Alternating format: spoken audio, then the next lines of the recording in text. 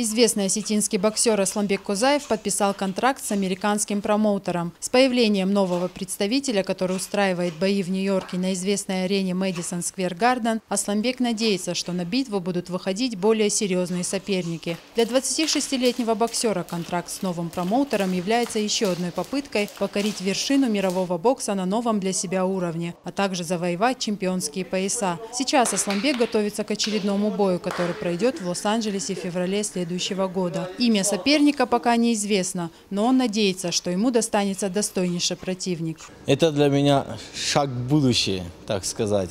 Потому что раньше у меня был промоутер, но я особо не удовлетворен его работой. Он бои делает в Нью-Йорке.